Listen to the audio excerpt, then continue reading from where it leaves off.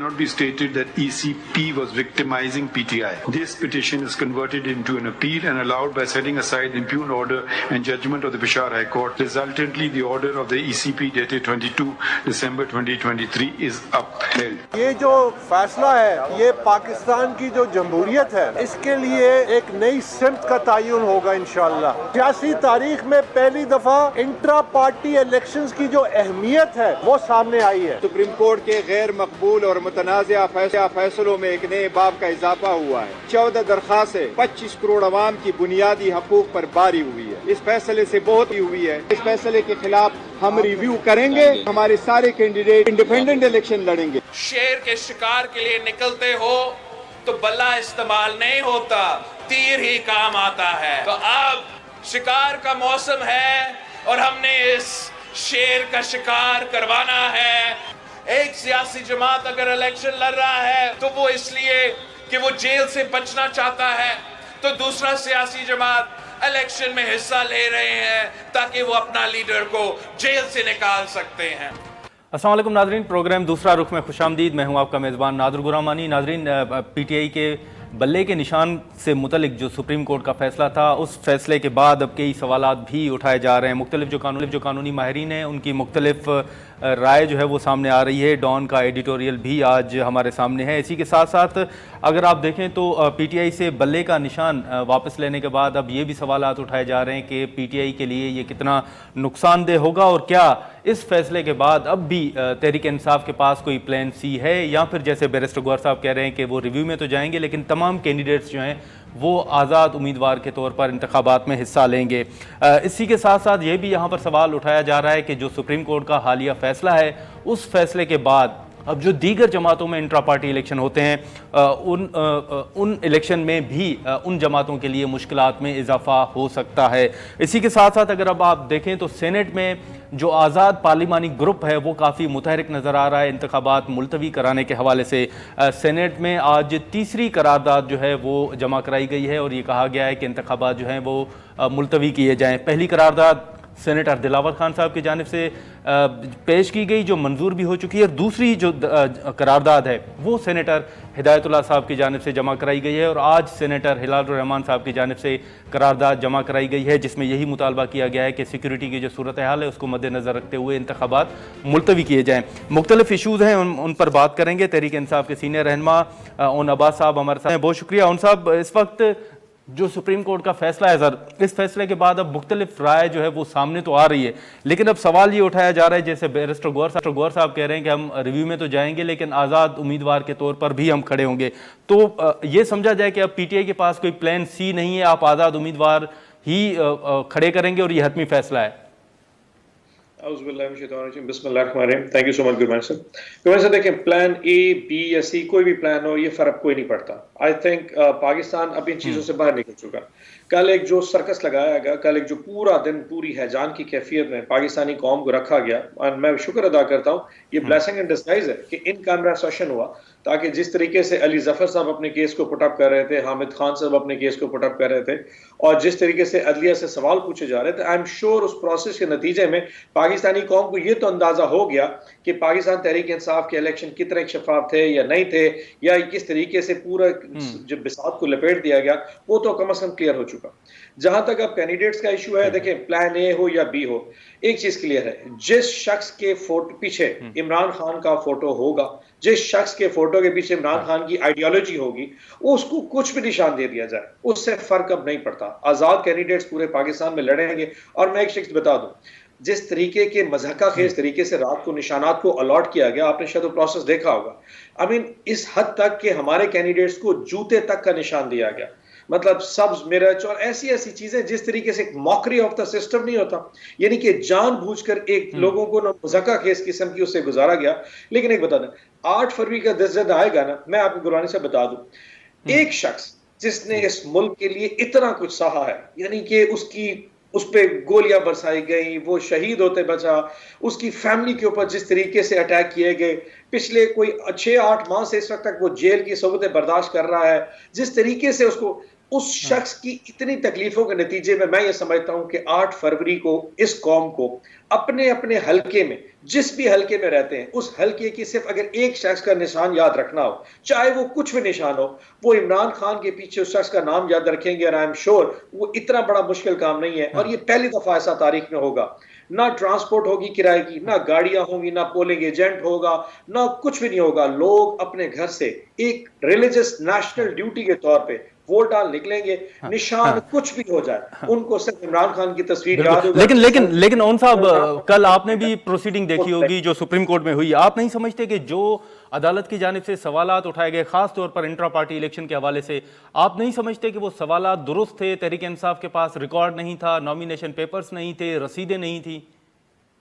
میں ایک برس کروں، اگر یہ پروسیس ہے، آپ کسی بھی پولیٹیکل جماعت کو پاکستان میں سے گزار رہے تو اس میں سے کوئی بھی فیل ہو جاتا، لیکن انفارچونیٹلی سے پاکستان تحریک انصاف کو اس ظلم اور جبر کا سامنا کر پڑا۔ ایک سوال کل علی ظفر صاحب نے پوچھا نہیں تھا کہ جی اگر آپ کو بلا مقابلہ الیکشن کرانے پہ اتنا اعتراض ہے تو کیا پاکستان مسلم لیگ نون کے جو 6 مرکزی قیادت ہے وہ بلا مقابلہ نہیں جیتی؟ تو کسی کے پاس جواب نہیں تھا۔ میں تو کہتا ہوں پچھلے 1-1.5 سال میں جس طریقے کے عدلیہ کے آج فیصلے آ رہے ہیں، یہ ساری قوم دیکھ رہی ہے۔ یعنی کہ 21 اکتوبر کو نواز شریف صاحب کنوکٹڈ ہوتے ہیں، ایک درخواست دائر ہے، اور 23 تاریخ کو اچانک 19 اکتوبر کو وہ فائل ہوتی ہے، 21 کو پاکستان لینڈ کرتا ہے، وہاں سے برطانوی ہائی کمشنر کو سی آف کرتا ہے، بایو میٹرک ہوتی ہے، اور 1-1.5 مہینے میں ایون فیلڈ کیا العزیزیہ ریفرنس سب کچھ ریورس ہو جاتا ہے، اور اس وقت کینڈیڈیٹ ہے۔ یعنی کہ آر او کو یہ پتا نہیں تھا کہ نواز شریف صاحب کنوکٹڈ ہے یا نہیں ہے، اس نے فوراً کے کاغذات ایکسیپٹ کیے، اور 2 یا 3 دن بعد اچانک سپریم کورٹ سے اس کی 5 سال کی نااہلی ختم ہوتی ہے اور وہ صادق اور امین بن جاتا ہے۔ یہ سوالیہ نشان تاریخ میں یاد رکھے جائیں گے۔ میں نے آج اپنے ایک ٹویٹ میں کہا ہے، اگر یہ اتنا کچھ کرنے کے بعد صرف ایک چیز بقایا رہ گئی ہے کہ آپ ایک سو موٹو لے کے اچانک نواز شریف کو تاحیات وزیر اعظم بنا دیں، یہ الیکشن کا ڈرامہ کرانے کی ضرورت ہی نہیں ہے۔ اگر ایک شخص کے لیے پورا سسٹم اتنا لیٹ چکا ہے تو پھر آخر میں بچتا ہی اس کو آپ ویسے بنا دیں، چھوڑ دیں الیکشن، یہ کرانے کی ضرورت ہی کیا ہے؟ اگر پاکستان کی عوام کے پاس یہ نہیں، لیکن اون صاحب بالکل نہیں، لیکن اون صاحب آپ پھر یہ جو ماحول چل رہا ہے، اس ماحول کے بعد پھر آپ پوسٹ الیکشن سیناریو کیا دیکھ رہے ہیں سر؟ دیکھیں، پاکستان میں اس وقت 1.5 سال سے معاملات چل رہے ہیں، اس میں سب سے بڑا ایشو ہمارے معاشی حالات ہے، اور معاشی حالات کے پیچھے جو مین چیز ہے وہ ہوتا ہے ایک بزنس کانفیڈنس۔ پاکستان کی عوام کو یا بزنس کمیونٹی کو، اوورسیز پاکستانی کو اور انٹرنیشنل ڈونرز کو پاکستان کے سسٹم کے اوپر اعتماد نہیں ہے، کیونکہ لیڈرشپ کا کرائسس پیدا ہو گیا۔ اگر 8 فروری کے الیکشن جس طریقے سے جا رہے ہیں، اس طریقے سے ایک ایسی جمہوریت اور ایسی حکومت آتی ہے جو کہ پاکستان کی عوام کے امنگوں کو بالکل برعکس اور برخلاف ہے، ان کی ریپرزنٹیشن نہیں کری، آئی کین ایشور یو حالات اس سے زیادہ بدتر ہو جائیں گے، اور پھر یہ کہ 1-2 سال بعد پھر لیکن اون صاحب بالکل تو پھر اتنا ملک کا اون صاحب کرنے کی ضرورت ہی کیا ہے؟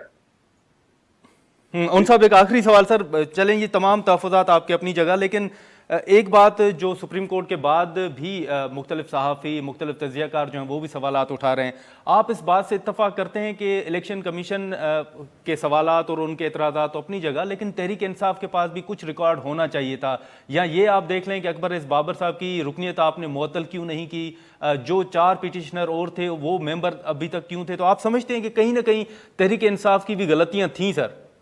میں آپ سے عرض کروں، دیکھیں جس طریقے سے سوالات ہم سے پوچھے گئے وہ کسی سے بھی پوچھے جاتے اس میں فیلئر کا یقین وہ ہونا ہی تھا، لیکن کچھ سوال ایسے تھے جو سینس نہیں بنتی تھی نا۔ مثال کے طور میں آپ بتاؤں، الیکشن لاہور میں کیوں ہوا اور اسلام آباد میں کیوں نہیں ہوا؟ بھائی ہمارے پاس ہمیں کوئی جگہ دینے کو تیار ہی تھا، نہ کوئی میرج ہال والا، نہ کوئی شادی ہال والا۔ اسلام آباد کی بجائے پشاور میں اگر ہوئے تو پھر کسی دیہات میں کیوں ہوئے؟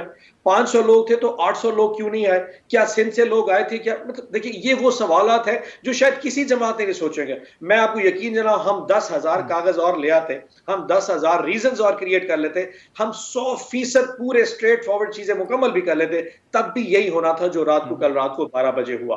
کچھ چیزوں کا پلان آلریڈی مکمل ہو چکا تھا، وہ ہونی تھی۔ یعنی کہ اس وقت تحریک انصاف اور عمران خان صاحب کو باہر نکالنے کا جو پلان تھا وہ ہو چکا۔ ابھی آپ نے سینٹ کی قرارداد کا کہا ہے، اب ایک آزاد پارلیمانی گروپ جو سینٹ میں بیٹھا ہے، جس کا پورے پاکستان میں ایک شخص الیکشن نہیں لڑ رہا، کسی ایک اسمبلی میں ایک الیکشن نہیں لڑ رہا، اس کو اتنی اچانک سی تکلیف ہو رہی ہے کہ پاکستان الیکشن نہیں ہونے چاہیے۔ بھائی اس سینیٹر آزاد سینیٹر گروپ کا تعلق ہی کیا ہے کہ پاکستان میں سردی سیکورٹی، بھائی کوئی سی آپ کا ایشو کوئی نہیں، نہ آپ کی ریپرزنٹیشن ہے، لیکن اچانک چیز کیونکہ سسٹم خان صاحب کو باہر رکھنا چاہتا ہے، ایک شخص کی آزادی کے پیچھے اتنا بڑا سسٹم اس کے خلاف کھڑا ہو جائے۔ یقین جانیے مجھے صرف ایک چیز یاد ہے، اگر آپ کے پیچھے خدا ہے اور آپ کے پیچھے پاکستان کی عوام ہے، کچھ بھی کر لیا جائے 8 फरवरी को जो कुछ होना है वो हर शख्स देख रहा है कि हो क्या सकता है. And I can assure you उस दिन के results I can see with my open eyes कि इंशाल्लाह उस दिन तहरीक इंसाफ को जीत होगी, चाहे आजाद पे हो चाहे किसी पे हो, कोई शख्स जीते जो इमरान खान के पीछे खड़ा. ठीक है उन साहब, बहुत शुक्रिया सर, आपने टाइम निकाला. नाज़रीन, अब्बास साहब की गुफ्तगू आपने सुनी. यहाँ पर हम एक शॉर्ट ब्रेक लेंगे और ब्रेक के बाद जो सुप्रीम कोर्ट का फैसला है, उस फैसले के बाद जो मुख्तलिफ सवालात उठाए जा रहे हैं, उस मामले पर हम अशतर ओसाफ साहब से गुफ्तगू करेंगे.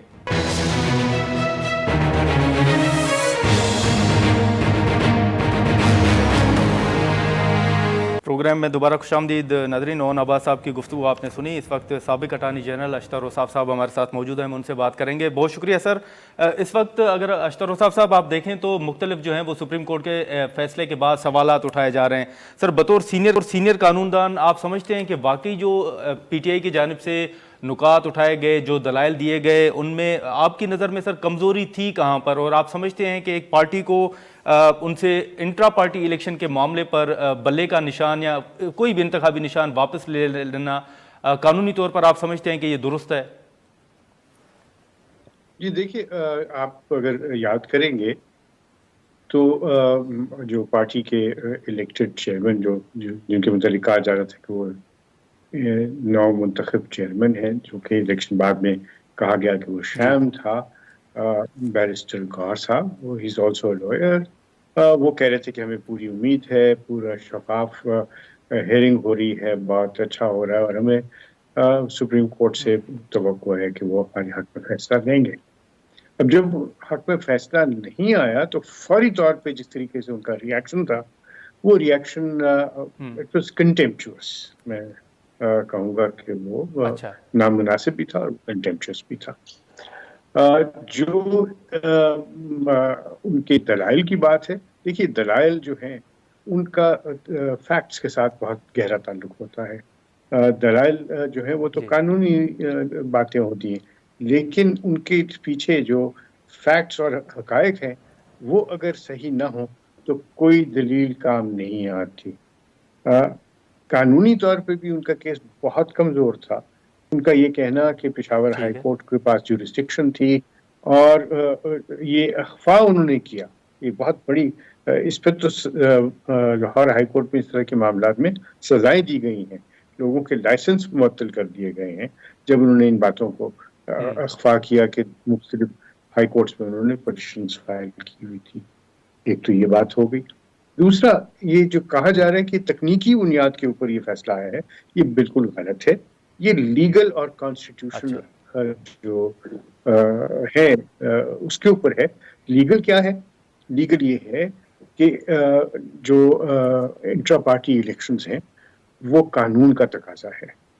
इंट्रा पार्टी इलेक्शंस उनके अपने जो मंशूर है, उनका जो अपना आइन है PTI का, उसका भी तकाजा है. और प्रोसीजर बड़ी सराहत के साथ लिखा गया है किस तरीके से होगा.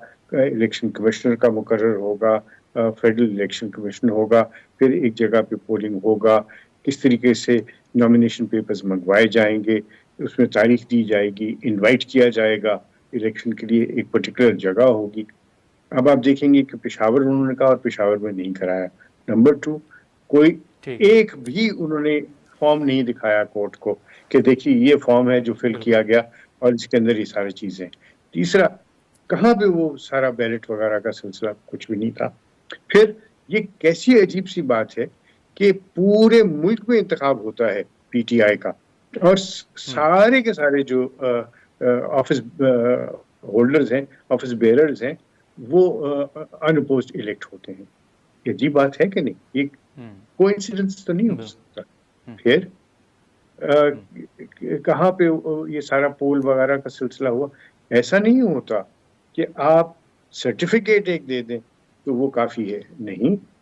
और ख़ास तौर पे जहाँ पे 14 अरकान ने कहा कि ये इलेक्शन नहीं हुआ, या तो किसी ने इसको कंटेस्ट ना किया हो या किसी ने इसको चैलेंज ना किया हो. असल बात तो ये है कि there was a challenge from the party with in. और उनका ये कहना कि ये पार्टी के मेंबरान नहीं है, बारहा कोर्ट ने कहा आप बता दीजिए कि ये रिजाइन कर चुके हैं या आपने इनको पार्टी से निकाला है, वो कागज दिखा दें, हम इनको उसी वक्त. वो कागज भी नहीं था. बिल्कुल بالکل Nothing. ہاں لیکن اشتر صاحب اب اس وقت یہ بھی مختلف جو ہے نا سر رائے یہ بھی آ رہی ہے کہ میاں صاحب کو بھی سپریم کورٹ نے نائل کیا، پھر آپ کو یاد ہوگا کہ سینیٹرز جو تھے وہ انڈیپینڈنٹ سینیٹر کے طور پر ایوان میں آئے، پھر اب کہا جا رہا ہے کہ تحریک انصاف کو بھی اگر وہ باہر ہوگی، ان کو بلے کا نشان نہیں مل رہا تو وہ بھی سپریم کورٹ کا ہی فیصلہ ہے. تو سر آپ ان دو کیسز کو ڈفرینشیٹ کیسے کریں گے؟ آپ سمجھتے ہیں کہ یہ رائے درست ہے یا ان دونوں کیسز میں فرق ہے؟ بہت فرق ہے. میں چونکہ کورٹ میں موجود تھا جب یہ بات کی گئی کہ جناب یہ ٹکٹ جو دیا گیا ہے، یہ ٹکٹ دیا ہے ایک ایسے صاحب نے جو کہ خود اہل نہیں ہے. اگر وہ خود اہل نہیں ہے تو وہ ٹکٹ جو ہے وہ کیسے انہوں نے دے دیا، اور اس سے بڑا زیادتی ہو گئی تھی، بہت زیادہ زیادتی کی گئی، اور اس طرح کا کوئی کسی قسم کا قانون نہیں تھا. یہ there was no law, but here یہاں تو لا کی بات ہے اور انٹرا پارٹی الیکشنز کی بات ہے. It's a totally different case altogether. اور نااہلی کا تعلق جو ہے وہ ان کی ذات کے ساتھ تھا. What about all those people جنہوں نے الیکشن لڑا اور ٹکٹ کے اوپر لڑا اور کہا کہ جناب یہ ٹکٹ ہی غلط ہے. So that's very unfortunate. لیکن سر لیکن اس وقت سر جو اشتر صاحب اس وقت جو سپریم کورٹ کا فیصلہ ہے سر وہ آپ کے سامنے ہے، لیکن یہاں پر ایک رائے یہ بھی آ رہی ہے کہ اگر تحریک انصاف کے اوپر یہ سوالات اٹھ رہے ہیں تو پھر دیگر جماعتوں کو بھی آپ دیکھیں کہ ان میں انٹرا پارٹی الیکشنز کیسے ہوتے ہیں. ایک تو آپ یہ بتائیں کہ آپ قانونی طور پر سمجھتے ہیں کہ اب مستقبل میں باقی جو سیاسی جماعتیں ہیں ان کے لیے بھی مشکلات پیدا ہوں گی، خاص طور پر انٹرا پارٹی الیکشن سے ریلیٹڈ؟ بہت اچھا آپ کا یہ سوال ہے، لیکن یہ جو اعتراضات ہیں یہ اعتراض بالکل غلط ہے. کیوں غلط ہے؟ اس لیے غلط ہے کہ سب سے پہلے تو پی ٹی آئی کے الیکشنز کو چیلنج کیا گیا. نمبر 2، پی ٹی آئی نے خود 3 سال اس کام کو التوا میں رکھا. نمبر 4، انہوں نے کہا کہ ہم نے الیکشن کرنا ہے، لیکن وہ سب جعلی کام تھا، فراڈ تھا، وہ اٹ واز اے شام الیکشن.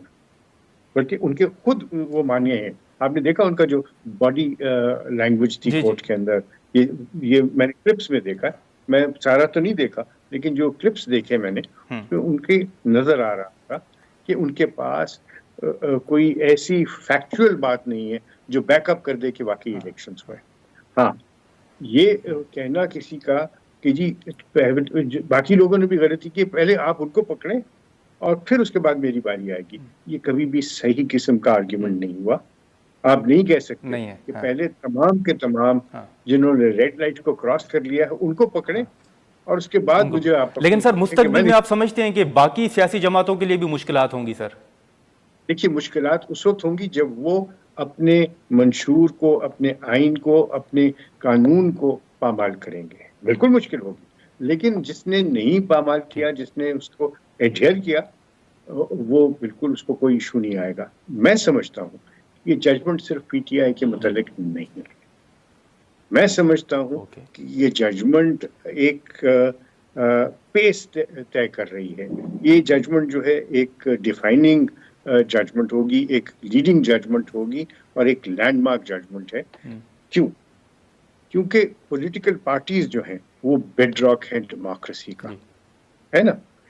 وہاں پہ اگر ورکر کو موقع کہ وہ ورکر سے گریجویٹ کر کے اور وہ لیڈر بن سکے اور وہ الیکشن میں سامنے آئے، تو پھر وہ اس کی نہ صرف ٹریننگ ہو گئی بلکہ عوام کو یعنی ووٹر کو پتہ چل گیا کہ یہ جماعت جو ہے یہ نمبر 1 منظم ہے، نمبر 2 یہ قانون کی اور رولز کی پاسداری کرتی ہے، نمبر 3 اس کے اندر پوری نمائندگی ہے، نمبر 4 اس کے اندر ڈسینٹ کی گنجائش ہے، اور آخری بات یہ کہ ایک جمہوری عمل کو ایڈھیر کرتے ہیں.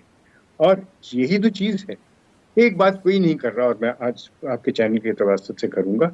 ہم جنرل الیکشنز کی بات کرتے ہیں، ہم لوکل گورنمنٹ کی بات نہیں کر رہے. ہمیں لوکل گورنمنٹس کے اوپر بھی اتنی ہی توجہ دینی چاہیے جتنی ہم جنرل الیکشنز کی بات پہ کرتے ہیں، کیونکہ وہاں سے آپ کی یہ ساری کی ساری جو فصل ہے وہاں سے تیار ہوتی ہے پولیٹیکل پارٹیز کی. اور اسی طرح کالج یونینز اور اسٹوڈنٹ یونین جو ہے ان کے اوپر بھی پابندی نہیں ہونی چاہیے. وہاں پہ بھی آپ سیکھتے ہیں سارے آداب کو اور یہ ساری چیزوں کو. ठीक है। अशतर रोसाफ साहब बहुत शुक्रिया सर, आपने टाइम निकाला। नाज़रीन, अशतर रोसाफ साहब की गुफ्तगू आपने सुनी। हम यहाँ पर एक शॉर्ट ब्रेक लेंगे और ब्रेक के बाद दानियाल अजीज़ साहब और नौरीन फारूक साहिबा हमारे साथ होंगी, उनसे हम बातचीत करेंगे।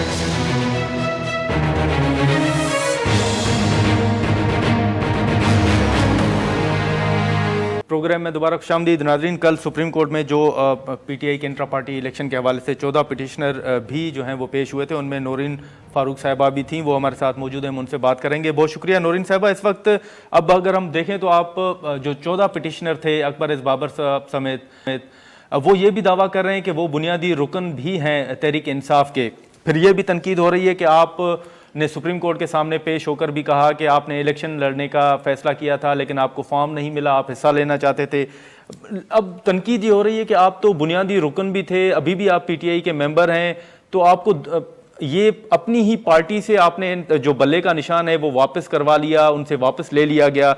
आप समझती हैं कि ये स्ट्रेटजी आपकी ठीक थी, या बल्ले का निशान वापस लेने के बाद बतौर पीटीआई रुकन आपको दुख भी है? बात सबसे बड़ी ये है, बिस्मिल्लाहिर्रहमानिर्रहीम, हमारी जो पिटीशन थी वो पार्टी इलेक्शन के हवाले से, हमारी पिटीशन जो थी वो इस हवाले से नहीं थी कि पार्टी का निशान वापस लिया जाए, क्योंकि मेरी अगर आप देखें पिटीशन की सिर्फ 2 लाइनें थी कि एज अ पार्टी मेंबर मतलब हर किसी को हक हासिल है पार्टी आइन के मुताबिक वो पार्टी इलेक्शन में हिस्सा ले। तो ये जो इनके बल्ले का निशान का मामला है, ये तो सुप्रीम कोर्ट में या इलेक्शन कमीशन जो गई थी सुप्रीम कोर्ट में, वो उनके पार्टी इलेक्शन के हवाले से और दूसरी जो वजूहात की बिना पे गई थी। हमारी पिटीशन में कहीं ये नहीं था कि बल्ले का निशान वापस लिया जाए। हमने तो सिंपल सी ये रिक्वेस्ट की थी कि हमें भी हिस्सा लेने दिया जाए। हाँ, नहीं तो आप अब अभी अगर बल्ले का निशान वापस लिया गया है तो बतौर पीटीआई रुकन आपको दुख है इस बात का? जी जाहिर है एक लंबी जद्दोजहद थी, लेकिन ये कि उसमें बात यही है कि निशान मायने नहीं रखता, पार्टी मायने रखती है, उसका नजरिया मायने रखता है। क्योंकि पीटीआई जब बनी है तो उसका निशान था चिराग, और चिराग के निशान पे पीटीआई ने इलेक्शन लड़ा है। उसके बाद पार्टी ने जो इस्तदा की थी वो तराजू की थी, क्योंकि तहरीक इंसाफ के नाम से तराजू का वो आता है। तो जब वो नहीं मिला तो बैट मिल गया। तो उसमें यह कि निशान मायने नहीं रखता, क्योंकि बहुत सी पार्टियों के बहुत से निशान चेंज हुए हैं। असल में तो ये कि लीडरशिप मायने रखती है और पार्टी का नजरिया मायने रखता है। लेकिन नौरीन साहब, इस वक्त ये भी बात की जा रही है ना, कल भी सुप्रीम कोर्ट में बात हुई, बाद जो पिटिशनर थे उन्होंने ये भी बात की कि उनको इल्म ही नहीं था कि इलेक्शन कहाँ हो रहा है और कब हो रहा है।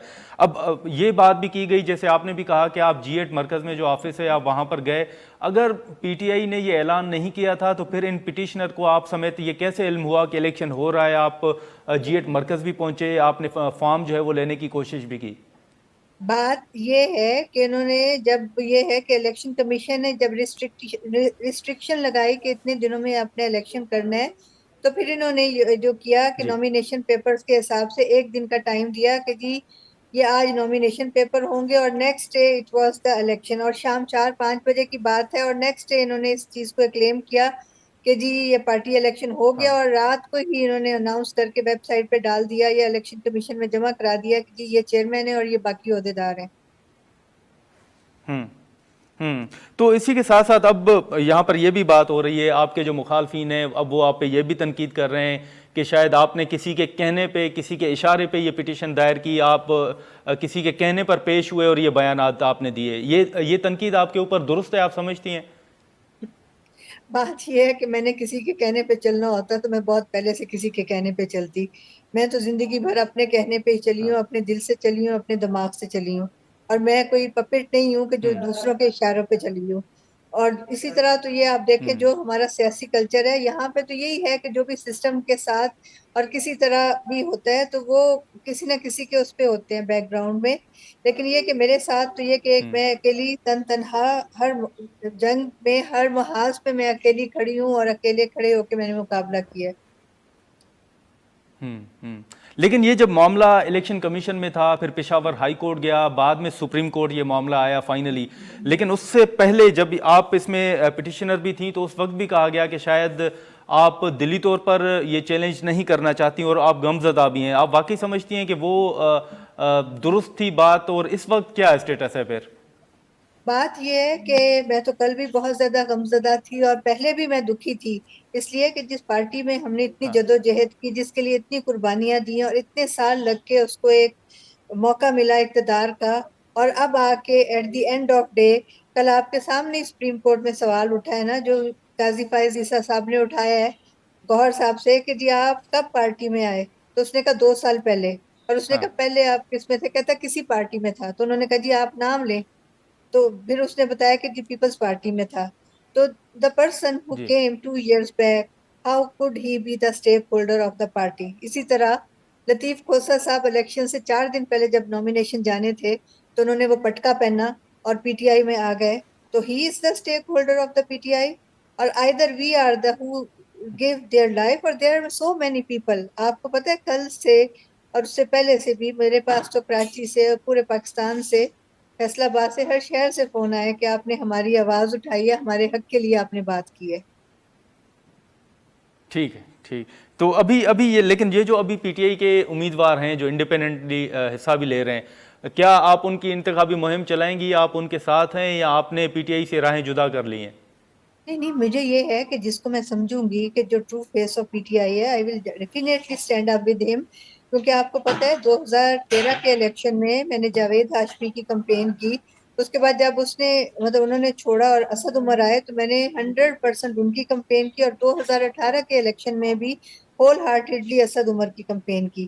تو اب یہ ہے کہ جو پارٹی کے حوالے سے جس کا بھی میں سمجھوں گی کہ وہ واقعی پی ٹی آئی کے نظریے پہ ہے اور he deserves to be the part of PTI, I will definitely go for it. ہاں ٹھیک ہے نورین صاحبہ، بہت شکریہ. ناظرین گفتگو آپ نے سنی، ہم یہاں پر ایک شاٹ لیں گے اور بریک کے بعد جو دانیال عزیز صاحب کا موقف سامنے آ رہا ہے، پھر احسن اقبال صاحب نے آج بھی ان پر تنقید بھی کی ہے، ان کا بیان بھی سامنے آیا، تو اسی معاملے پر ہم دانیال عزیز صاحب سے بات کرنے کی کوشش کریں گے اور ان کا موقف جاننے کی کوشش کریں گے.